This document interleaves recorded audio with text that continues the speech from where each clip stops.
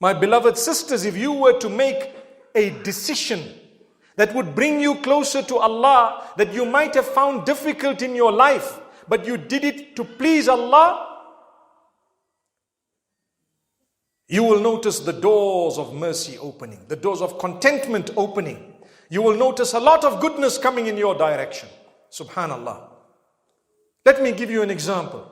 If you are struggling to dress appropriately, and I'm wording it very respectfully, if you're struggling to dress appropriately and you find that you're going to push yourself for the pleasure of Allah to do the right thing, for the sake of Allah, no matter what the world says, I promise you, within a short span of time, you will start witnessing the doors of mercy open one after the other. The first thing you will achieve is contentment.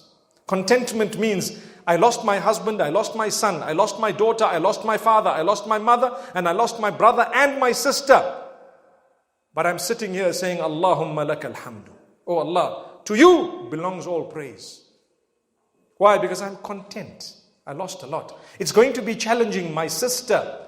Pick up the pieces and move on. Allah will give you the strength.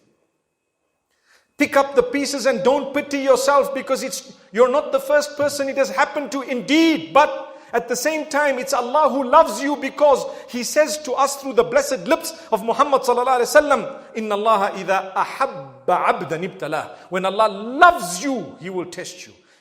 No test, you must be worried. Why am I not being tested by Allah? Perhaps something wrong with me. We pay in order to write the entrance exam to enter the prestigious schools. When we get into the school, test after test, exam after exam, we are proud. We actually wanted those tests. The more difficult the tests at the school, the higher the qualification. Don't you agree? Well, Allah operates in a similar, yet slightly different fashion. The greater the test, the higher the qualification. If you were tested with a pimple that a mosquito bit you, and you had it and you scratched it and so on, that's a minor test. For some people it's like a qiyamah. Especially if it's on the face. But to be honest with you, it is relative, because that is such a minute thing that distracted you so badly. But it's a small test. The certificate you're going to get because of saying Alhamdulillah when a mosquito bites you and there's a lovely big red mark on your nose, and you still say Alhamdulillah, at least the rest of my face is okay. I wonder if that happens. But if you do say that, you get a certificate. What is it? It's a small one, a grade 1. That's it. You passed, maybe ECD. There we were. That was actually the mosquito that bit you. Now let's see. The next time what happens?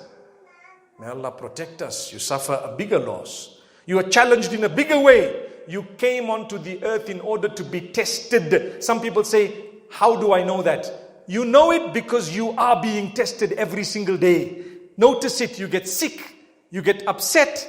You suffer loss. There's robbery. There's accidents. There's negativity. There's loss of life. Loss of produce.